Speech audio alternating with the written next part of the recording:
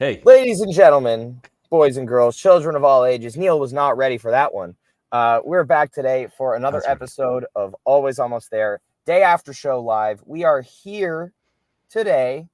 I'm coming to you live from the middle of South Carolina. We're currently en route to Atlanta for the next 3 nights. Neil, how are you today? Ready to do the hastiest podcast in the history of hasty podcasts. I'm ready to go. I feel like there may have been hastier things in the past, but this one's pretty hasty. And there's a Yep. lot to talk about. So we're going to bring on our guest today. We've got Andrew Sargent joining us. Andrew, welcome to the pod. How are you doing? Doing all right, guys. Thanks for having me. Thanks for being Thank here. you for being on. It was a hell of a show last night. Had a blast. But let's start with you. Tell me about your pre-show vibes, getting into the venue, and where you ended up. Sure. Yeah. So me and a couple of work buddies drove up from Wilmington earlier in the afternoon.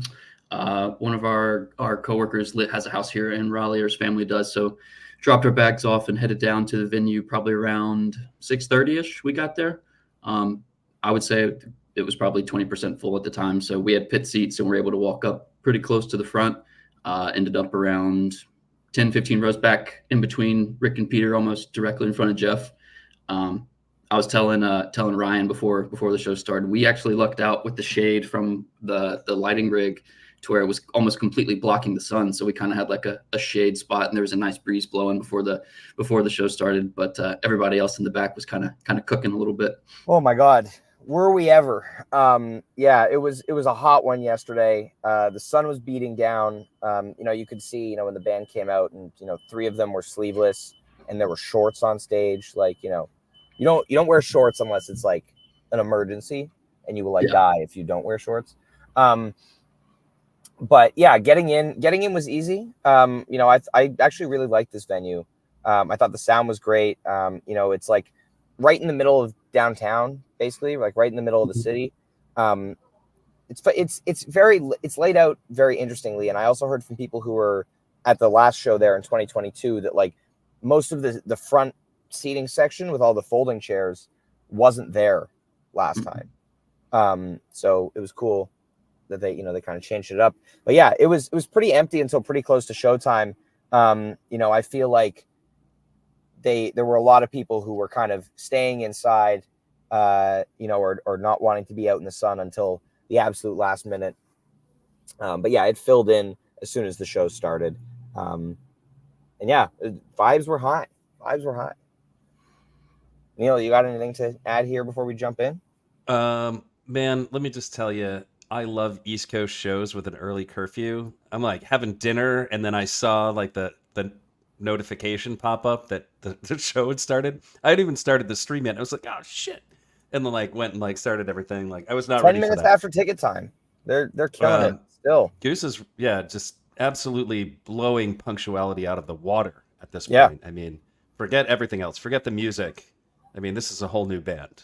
This is a band we've never seen before. Yeah. 10 minutes after ticket time. Absolutely insane. Yeah. And then you get this first set, which, I mean, the flow of this set is amazing. I think there are so many great segues. The energy is there. They pretty much didn't stop playing, except for after the Whales, I guess. But we start off, I'm just going to read the set and then we'll go through piece by piece because I feel like you have to read the narrative here. But you got the Whales, Atlas Dogs, Rockdale, Weird Fishes, Indian River, Flow Down. Really great stuff. Let's start with the first couple of songs, Whales and the longest Atlas Dogs ever. Andrew, take it away. Yeah, one of the guys who came up with us got him hooked onto Goose last fall, and we ended up going to Goosemas together. His favorite song is The Whales. He loves The Whales, and so he was fully in his element. So I thought that was a great opener. For some reason, I wouldn't have pegged it as an opener, but I think it fit really well. It's obviously got the ripping solo in there, yeah, it was just a great table setter for the show. Ryan, you are muted, sir. Aha. I'll take it from here. So Perfect. Whales Atlas Dogs to open the show. Of course, the question that you always ask yourself when they play Atlas Dogs is, will they jam this one out? Thank And God. then this year, it's really at the front of our minds, right? Because they've already jammed it out once, then they haven't. So we're like, all right, so maybe it's just like a one-off thing. And then we do get a jam in this one, which is interesting. It's a multifaceted jam. Yep. And I need to go back and listen to this one some more. The first jam is a super, super familiar jam.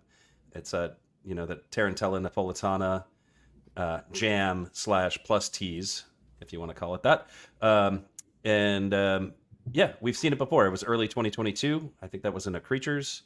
And Yes. then it actually popped up in like every Creatures, I think, for a lot of 2022. And then, yeah, so then it kind of shifts gears, and you get another jam, which I think is infinitely more interesting than that jam. Really awesome stuff. I mean, 20+ minute Atlas Dogs. Let's go. Yeah, You know? I think the interplay with Rick and Peter on that initial Tarantella jam is also really cool. They're kind of like chasing each other's melodies. And then, yeah, as you mentioned, the second part of the jam, that like kind of disco funk thing, like the dance groove they get into, is really cool because Peter puts this like long synth sweep filter thing on the piano, which was like that on the blowing my piano or mind. the synth? Yeah, Because I couldn't figure out how he was doing it. I'm pretty certain it was like a layered effect on the Nord, which for those of you keeping track, I did tweet about this last night. There was some chatter about, Peter's using a different Nord for a few shows. We saw with the Goose boat sticker. He'd been using a Nord Stage 4 for a little while. And last night he went back to the Stage 3. So interesting to note that if you're the kind of person like me who notices. But yeah, what he was doing with that layered synth sweep thing was so cool, and it added such an amazing dimension to the last few minutes of this jam. I thought it was really phenomenal. Yeah, I when the song ended and they just went straight into the jam, it took me a good 30 seconds where I was like, is this another song, or are we jamming Atlas Dogs right now? And then I was like, okay, we're doing this. We're jamming dogs. And yeah, it was hot. And they did. And then, I mean, the disco funk, starts to wind down a little bit, and a beautiful segue into Rockdale, and then another beautiful segue into Weird Fishes. This is the second consecutive unfinished Rockdale for a song that literally had never been unfinished before, a week and a half ago. It's now been unfinished twice. So really interesting to see them kind of opening up the ending, segueing a little more. I'm hoping as tour goes on, maybe we'll see, a version get some more improv time rather than being used for a segue. But I thought this was great, and seeing Weird Fishes was awesome. This was the first Weird Fishes since last spring in Bozeman, 81 show gap. And I'm just now realizing that I forgot to put that in the setlist notes. Oh man, I mean, there weren't enough setlist notes last night, Ryan. You really need there one. were not. Seven's not enough. They were all over the teases last night. I mean, we'll talk about it when we get into the. I mean, that's the most exciting part about this show, aside from the obvious gigantic jam and the jammed out Atlas Dogs. But like, there's so many teases in this show, very uncharacteristic of this band. And it's just an interesting night because this is a one-off stop before they go to the big run. So like, you're not going to expect so much from this night. I don't think I was expecting so much, but they were clearly having a blast out there. If you get that many teases, and it's not just like one of the guys teasing, it's Rick and Peter teasing quite a bit. Yeah. So, and who knows, there's maybe some Trevor teases in there that we haven't even heard yet. We just got to go back and listen. So there we go. Andrew, what did you think of Rockdale Weird Fishes? My buddy Henry he's been berating me all day to ask you guys where the ending of Rockdale has gone. So we don't know either. I was sitting here thinking while you were talking, is Rockdale becoming the new Echo? But we might have to have a Rockdale sandwich before that's the case. Weird Fishes, I was completely unaware that this song existed. Completely ignorant to it. So I didn't know what was going on. I thought it might be a new original. And then I pulled out my phone and saw the Twitter account and saw that it was last time played, I think, 81 shows ago? Yep. 4/18/23 in Bozeman. Big bust out. I liked it. On the listen back this morning, I thought it fit Rick's vocals really well. So, yeah, I enjoyed it. Yeah, Rick does the Tom York so well. He does not miss when he does it. The unfinished Rockdale, still pretty good. I think where they got to in this Rockdale was pretty cool. Sounded just like the Rockdale from the Cap to me. Had that little, Led Zeppelin feel to it, Heartbreaker which is adjacent. yeah. I don't know if like Heartbreaker is the right word for it, but we just kind of attach Heartbreaker to it because like you know sounds like Zeppelin and kind of sounds a little bit like Heartbreaker. Um, but that's cool, and we know that Cotter loves the Zeppelin. He loves the John Bonham, so not surprised to see these kinds of little jams popping up. Maybe this is a thing that pops up in Rockdale a bunch now. And I mean, it's a hell of an ending to a song, so it's weird to leave it unfinished because it's kind of a big peak Hmm. finish. But I But mean, I like, as I said with Echo the other day, like I like leaving it unfinished and then Rick not feeling like he has to throw in the ending somewhere later in the show. Like if it's one thing to like we'll talk about the Mist later, how it's just like they just end the jam and it fades out. But like this was like very good segue into Weird Fishes. So I think it's fine in this scenario. I hope obviously Unfinished Rockdale doesn't become a regular thing. But if the situation presents itself for it to jam out and segue, great. I'm all for it. yeah. And then Right. of course, Weird Fishes just rules. Yeah. I absolutely love it. And they've done it with Arabelo way back in the pandemic. I think there was an acoustic version of that sounded amazing, and I've been like hooked on it ever since. Saw it live myself at Swansea 3 years ago now, which really is crazy to think about, but that was 3 years ago. Yeah. And it crushes live. Just sounds so good. They do it so well. So Yeah. killer cover. And then I think when you get that song in a show, the show is going to be an absolute banger. This is a deep cut and it's a good one. So yeah, nice one to pull right there for sure. There we go. And then first set closes out with Indian River into Flowdown. Loving this trend of shorter Delta jams they've been doing. Huge. You get the energy in and you get out before it gets old. I think that's been a great thing the last couple of versions where they've done that. We had the Cantaloupe Island last week and the Flowdown today. I don't love Flowdown as the first set closer personally. I think it's better earlier or middle of the set. But the segue was great. I'm hoping that as they keep playing the song, that the intro starts to go in some directions similar to what we heard in Kansas City. I think it was Kansas City they played Flowdown. I think it was Kansas City, but directions similar to that. But this one also, this Indian River has, Delta Jam and Peter throwing in a little Love Light and Bubble House, Yeah. as he does. But Andrew, what was your thought on Indian River Flowdown? Yeah, I want to backtrack one more comment or story rather about Rockdale that I have to tell because Ryan, as the resident clav guy, as they started Rockdale and Peter came in with the clav for the first time, I was like, yeah, this instrument. I was telling all the guys around me, I was like, this instrument that Peter's playing. I didn't want to say clav because I didn't think they would know what that meant, and I didn't want to take the time to explain it. But I was just talking about it, and then during the jam, right when Peter starts soloing on it, the guy standing beside to me was like, I don't know how Rick gets that tone on his guitar. And I was like, I don't think that's Rick. I'm pretty sure that's Peter. Yeah. Yeah. And he was like, really? And we kind of sat and watched and like, yeah, for the next 15 seconds. And then he's like, dude, my mind is blown. I didn't even know that an instrument was capable of making that noise. So spreading the good word. Yeah. Yeah. Well, I mean, the interesting thing about the clav is that it is a stringed instrument. It is meant to sound like a guitar. It is a keyboard that is meant to have a guitar feel. So that's a pretty spot on kind of ass there. Yeah. But sorry. Indian River Flowdown. Hop in.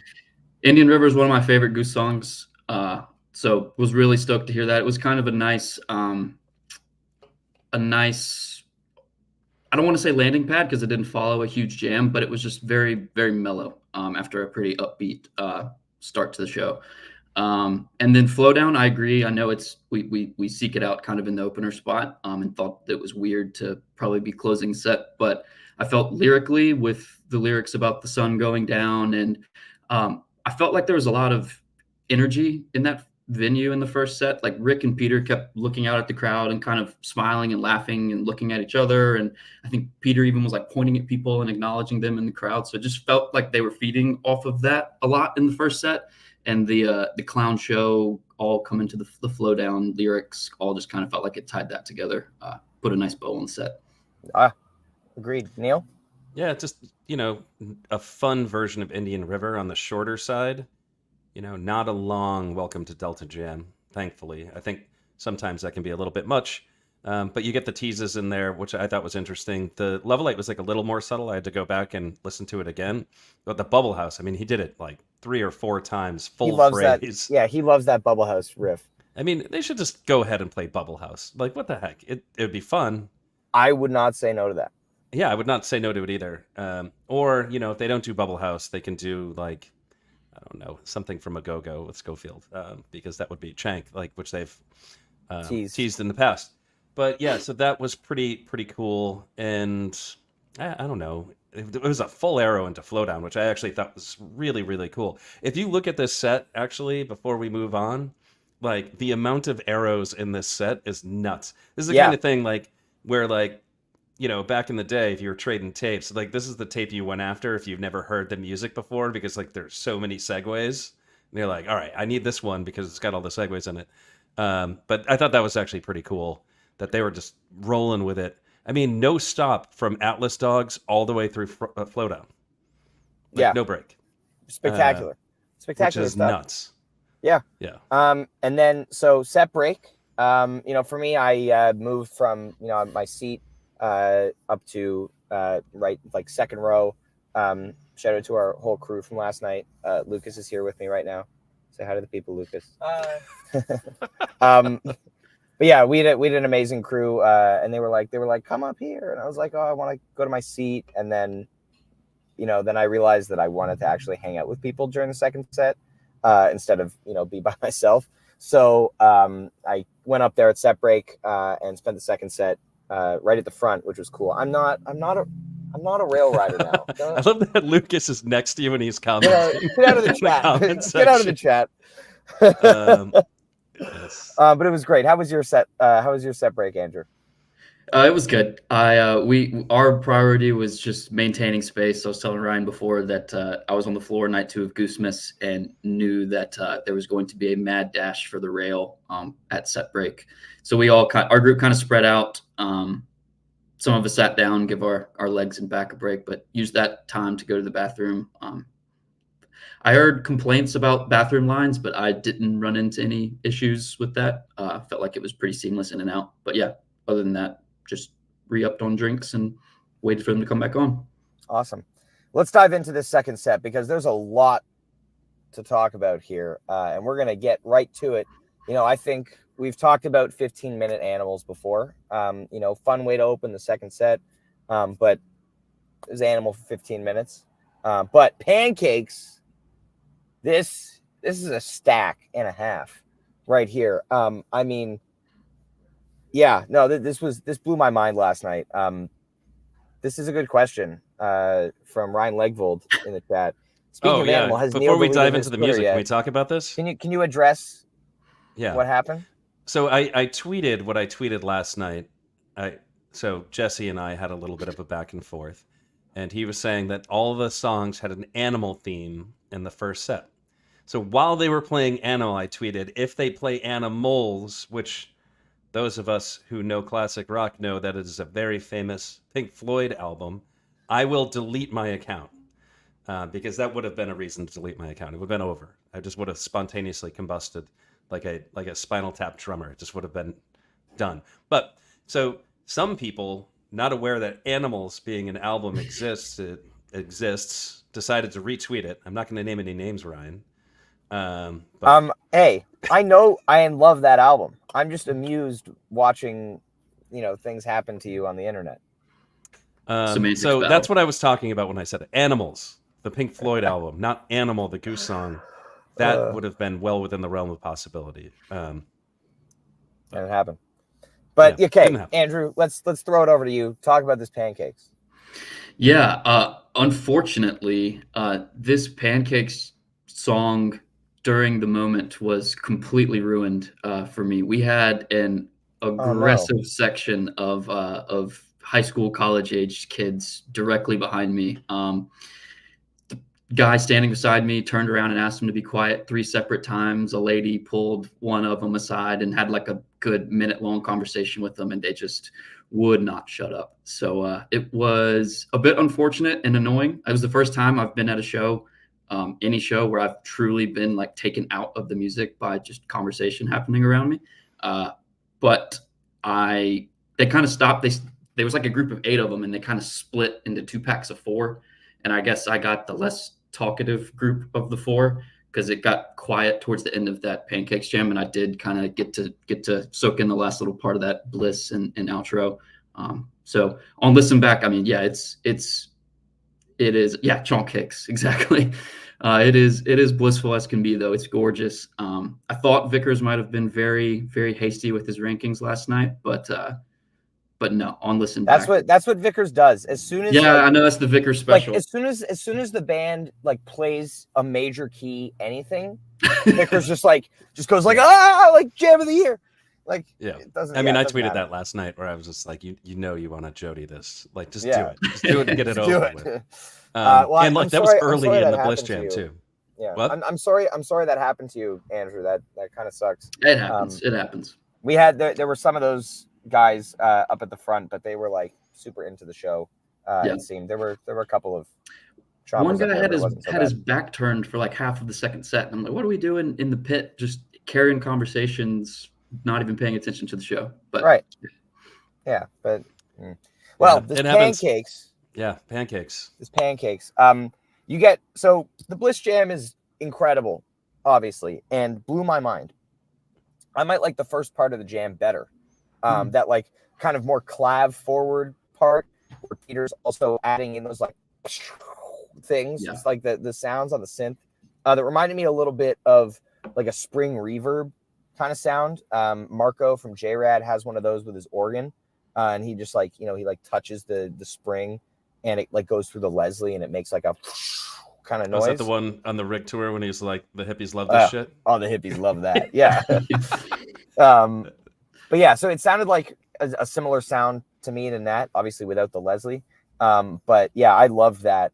Yes, the pew pews, Josh. Yes. I absolutely loved that. It was awesome. And then they just get into the Bliss zone and like just open it up from there. Amazing full band jamming, listening to each other, like, and it was very When the Saints Go Marching In adjacent for a little while. Yeah, I was waiting with all the teases happening during the show, I was waiting for them to, for Rick to play When the Saints Go Marching In, but he didn't. One of the other cool things as well is we've talked about re-entries into songs and how it's a lot smoother this year. I thought, Rick kind of went into the talk back as the Bliss Jam was kind of hitting its ending. Mm-hmm. And I was thinking to myself, okay, like he's queuing them back in. They're just going to rip right back into Pancakes. And that's like, a 2023 thing. I don't even know if Rick would have been like turned around and said something into the talk back mic. He might have just gone like, gave like a little nod and be like, and hit the ending riff to Pancakes. Yeah. And instead, he goes to the mic. He's like, all right, we're going to bring it back. And then they spend a few minutes working their way back to Pancakes in a very amazing and smooth fashion, which like, yes, that was one of the biggest things that we talked about last year. It's like, he's just bailing out of the jam into the ending, and they're not doing that anymore. And that's amazing. Oh, there are ripcords. That's the Thatch from Northlands. One. I mean, that was shockingly ripcorded, but we were listening to that after the show last night, and Lucas goes like, oh, just like, oh. The only thing you can do. Yeah. But yeah, it's an amazing Pancakes. Neil, what do you got on this? Well, not much more to add. I mean, I think most of us have listened to this at least a couple times already. Well, the tail end of this, when they kind of exit the Bliss Jam and then they kind of go to another space, it was more than a couple minutes. It actually it's enough to qualify as not even like a segue into the outro. It's just another jam after the jam. Like, I think there's 3 distinct jams in this thing. There's kind of just a raging Pancakes in the beginning. And then with about 10 minutes left to go, you start the Bliss Jam stuff, which is awesome. And like you nailed it, the Saints Go Marching In. I was going to say it's like something I learned how to play on the recorder when I was in 5th grade, it just reminds me of something like that. It's just like a very childlike phrase, and I don't know what it is about it that makes it feel that way, but that is interesting. And then there's just something familiar about this jam. We were talking about that earlier this morning, where it's just like, I don't know what it is about this Bliss section that reminds me of something, and I will eventually put my finger on it. Friend of the pod, Justin Bruce, was saying this morning it reminded him of Everything Must Go, which I think is right, but like there's something else there. And then the whole jam that closes this out is awesome. It's just the thing that they've been doing all year long, where they start from just an idea and then it builds and builds and builds and builds, and then giant peak end. Um, so yeah, you know me, man. I say it all the time. I love multi-part jams. This one's a multi-parter. It's got three distinct segments that I love. So I don't know. Some folks, are pretty hasty, and they're going to say it's a top 5 jam of the year. We were talking about You this before agreed the with show. me. I don't know if I'm going to say that. I don't know what to You say right literally now. did. I will pull the receipts What? of What? you being like, yes, it is. What? A top? Oh, I did say that. I Yeah. don't know. It wasn't on Twitter. I will say this: the band is at a creative high point right now. Mm. That's a real thing. That's really, really happening. And then the last time we were in this, that it felt like this for me was winter 2022, where it's just like, how do you know you're in a band's creative high point when you're in it? And I think this is the feeling where it's just you can't reconcile every night the fact that these jams are so good. And then you just sound like an asshole on the internet, right? Because you're just like, this jam was like the best jam ever. And then the next night, the best jam ever. And then the next night, so, and that really makes Jam of the people year. angry, I've learned. But that's what's happening right now. It is a creative high point for the band. It's the first one in a really long time, it feels like. And it's just amazing. Feel lucky to be here and like hearing this music. Also hate your guts that you're seeing 5 more shows on this tour than I am. So. Thank you. I appreciate that. Let's move on through the second set here. Let's get Mist and Magic Carpet Ride. Andrew, your thoughts on these two? Mist is another one of my favorites, so I was really glad to get that. Trevor seemed to really lead the start of this jam into kind of like this beachy, bouncy type of vibe to start, which I don't know if that's typical for Mists, or if that was kind of unique in the moment, but it really got a lot of people dancing. I really enjoyed that. But yeah, I don't need every Mist to be 31 minutes like the Cap, so I appreciate a short and sweet but fun Mist. So yeah, enjoyed it.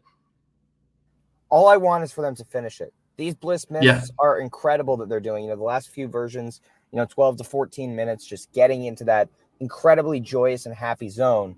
And I'm like waiting, like they have the perfect opportunity to hit the ending. But they don't. Great point here from good friend of the pod, Brad Solari, who was talking about this earlier.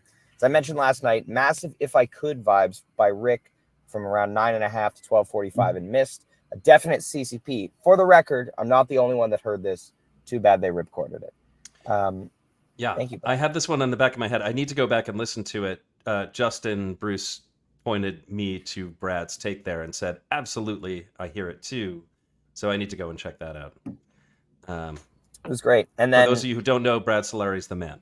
He's the Yes, absolute man. he He's is. helped us out in some pretty tough spots already this year. yeah, we talked about that last week. Yeah, I know. I'm just saying. Okay.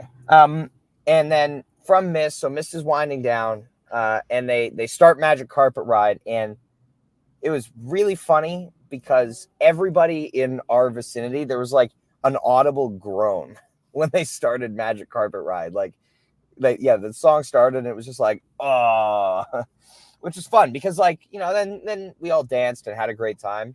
But it was just funny that the initial reaction to that song being played was like really? But I think Rick may have heard it and then decided, you know what, I'm just going to shred the living shit out of this song, which he then proceeded to do, which was really cool. And then, just the rest of the set, like This Old Sea, perfect cool down, late set, obviously. And then Hot Tea Lucas took a Magic Carpet Ride right over to Lucas, the bathroom. you're so wrong. I wish I was like in the car with you to argue with you. Well, you basically are. So you can yeah. I mean, tell we're what's wrong basically right there. So when was the last finished Mist? It was last year, October 1st. in Vegas. In Vegas. And then Ryan, to answer your question. Oh wait, actually, never mind. I forgot what it was. Never Okay. mind. All right, Andrew. Yeah, but sorry. Wait, before hold on. before we let you You go didn't on even your let whole... me talk about Mist. We're moving on to songs and like I don't thought get you to already talked about Mist. Mist. I thought you talked about Mist. Well, no, I just got that one point in there. Actually, I don't really have much else to say other than this is I don't want to call it a micro jam, But had this been stretched out a little bit more, this is a very good jam that could approach a playlist, and that's what happens when a band is absolutely crushing it. But so let's move on. All right, there we go. Andrew, your thoughts on the rest of the second set there? Yeah, I'm starting to sense that Ryan was by all the diehards and I was by all the casuals who heard some hot new band was coming through town, because Magic Carpet Ride got a huge pop, huge pop. Everyone was dancing, singing along. I was indifferent, mediocre, lukewarm, whatever you want to say. Sang along, but was ready for them to get to the next song. What was next? This Old Sea, beautiful. I mean, it's their best ballad song in my opinion. I think it was Neil maybe months ago who said that I can't remember who it was, but they said if Goose wanted to be Mount Joy, that This Old Sea would be like their equivalent of whatever Mount Joy. And with Jeff on acoustic. Yeah, exactly. So every time I hear This Old Sea, I just think of Mount Joy for some reason. And then Hot Tea was, in my opinion, Hot Tea might be the best show closer they've got. And to be honest, we haven't touched on the encore yet. I wish they would have jammed Hot Tea out for another 15 minutes instead of playing Pina Colada. But yeah, I think neither of those situations is ideal there. But we did talk about on the pod the other day about Tea, how like give us a quick version of it, and it's an amazing set closer. And this is like 10 minutes, and it was perfect. Sure. Peter absolutely destroying his solo on the OB6, which was awesome. He was having a blast up there. Rick was digging what he was doing. It was so good. And I mean, to touch on the encore, at the encore break, I was kind of like, oh, what are they doing? And then Steve McConaughey, standing next to me, goes, oh, well, they sound checked Escape. And I was like, oh, like that's 100% what's about to happen. Like, yeah. People were speculating, like, are we going to get an Arcadia? And I was no, but no, I kept looking at my watch and I was like, this is going to be a cover. We don't have time. And first, I mean, Silver Rising doesn't fit, or any of the quick 5 to 10 minute quick hitters they've got doesn't seem to fit. But yeah. Adam, why squeeze in an unjammed This Old Sea just to exit to T, save it for Atlanta and do it right? I do agree with you, but also I think serving the purpose as a quick 5-minute cool down, beautiful song, it worked. Do I want to see a very large jammed out This Old Sea? Yes, but I was not upset last night because I also, at that point in the show, I didn't have an expectation that it was going to get jammed out. It's just to get weird that that's the only breather that they really got in that set. I mean, you've Animal, you have Pancakes, which raged, you have Mist, you have Magic Carpet Ride, which raged. So actually, this is my moment to talk about Magic Carpet Ride because we kind of skipped past it, but I love this song in this spot. I mean, it's a banger. You could be sick of the song, fine. But like it rages, and this particular version absolutely rages. The jam section of this was just plucked right out of Madavon and put right into the middle of this. So if you say that you hate this Magic Carpet Ride, then you're saying you hate Madavon. Lucas, you hate Madavon. I don't understand. Lucas, did you hear that? Oh yeah, you're right. Oh, there's a delay for he's listening in headphones. Well, we'll wait for him to hear that. Yeah, so we'll see what he has to say about that. And then the abbreviated This Old Sea. This is where in group chat last night I lost my patience with Ryan being 45 seconds ahead because I got This Old Sea fucking ruined and I was pissed. So that happened. And then just don't turn off the notifications. Well, that's what I ended up doing. So and then Ripcord and then Hot Tea. I mean, I don't know what to say about that. Although, we say this all the time, but that's fun, right? Like, I hope you were at least dancing at the show when this happened. Yeah. Because that's a killer way to end the show. And I don't know, man. I've come around on Escape. I feel like it's a vibe. Jive Goose, wherever he is shaking his head in dismay. Well, you know what? About the Madavon Magic Carpet Ride and your fluffing Escape. Well, so Jive Goose hates Madavon. We've learned that today. Yeah. And then also, we know that. Like, if you have a set that rages as much as that set rages, like, look at that set. Everything is a just, full steam ahead song, except for This Old Sea, which you only got for a few minutes. You got to chill out. You got to, you got to imagine having a pina colada and cooling off. I don't know. Hey, look at that. Look at it. Ryan's gone. We win. Look at us. It's all mine now. But I mean, yeah. So all in all, this is an absolutely killer show, and What happened there? I love the way it closed out. I mean, what else? What else are you gonna do in that spot? You know, you just throw in like a good kind of funny cover and then walk away. I mean, Yeah. actually, like I'll pose the question: what else could they have done in that spot? What would have made sense? I don't know. Like a Surprising, don't like you do it. said? No, if it was gonna be, I mean, I would have rather like a don't do it there, personally. Did we see the set list from last night, by the way? Yeah, completely by the book, no changes. Oh, wow. Really? Wow. Yeah. Hmm. Interesting. Very interesting. Right? Yeah. Very Yeah, interesting. see, there are escape lovers out there. I'm just saying. And, you know, I don't want them doing Well, it at I the mean, show. people were singing Not, like- along. Yeah. You know, but it was fun. Andrew, you got anything else to add about this show? Yeah. One note and two shout outs. One note, Animal needs the hot tea treatment. Animal needs to be shrunken by about half into a 7-8 minute jam because it fits so well with the song and maybe a quick 3-minute solo. Yeah. But it just does feel like 10 minutes of noodling. Imagine that second set opening with like a punchy 5-minute Animal. Yes. Yeah. And then you just get right into the pancakes. And then you have an extra 10 minutes from, you know, they can go elsewhere in the set. But yeah, I agree. Two shout outs.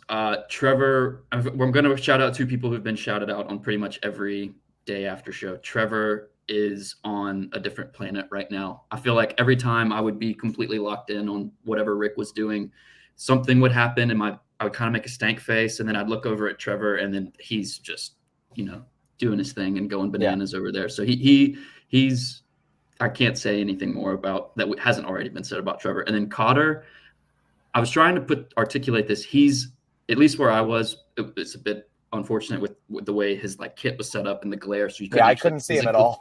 Couldn't physically see him, but he's like unnoticeable in the best way, if that makes sense. That he just is he's 10 feet deep in the pocket and he's listening well. Again, everything we've touched on after every show. But yeah, it's just unremarkably remarkable. So. Yeah, Trevor last night looked incredibly majestic too. Like, he kept leaning forward into the fan and getting it. His hair was just like blowing out behind him, like, you know, in the tank top, and just like, you know, silently just crushing it. Yeah, it was great. Yeah, and that reminded me of in the Pancakes Jam last night. One of my favorite moments actually is when it got like a little quiet and Cotter's just kind of rolling the snare in a completely unimpressive way, but it was just like the perfect thing for the moment. And I don't know, he has a knack for that, and it's cool. So definitely agree with what you're saying, Andrew. Awesome. All right. Well, we're going to wrap up here. We're going to get back on the road and make our way down to Atlanta. 3 nights at the Fox coming up. It's going to be awesome. Neil, it's not too late to get on a plane. You can do it. It's possible. Hey, is Lucas making his way up to Portland too, or? Yes. You're gonna be in Portland? Right. Sweet. Maybe. Okay. Well, anyway, we'll talk about this when we're not live on a podcast. Right. Well, I was just gonna say we'll see you there, but yes. Thank you, Andrew, for joining us today. It's been a pleasure. Appreciate you, fellas. Special guest Lucas. I also didn't shout out. I meant to shout out our amazing intern Haps and the intern's intern Haps Jr. Who were at the show last night, holding it down with the WTED guys in the back of the lawn. Great vibes as always. You know, always fun to see them. Anyway, we're on to Atlanta. We'll be back on Friday afternoon at 3:30 to recap night 1 of the Fox. It's going to be awesome. We're going to be indoors. Thank God. It is too hot out here. Before you thank anyone, just, you know, maybe the air conditioner works, maybe it doesn't. I don't know. We'll see. Neil, what? Why are you even putting that out there? That's punishable. That should be punishable by death right there. Sorry, not sorry. God, okay, well, you're just jealous that you're not here. Anyway, Thanks again, Andrew, for joining us. Thank you, everybody, for tuning in. Have a fantastic rest of your day, and we will see you on Friday.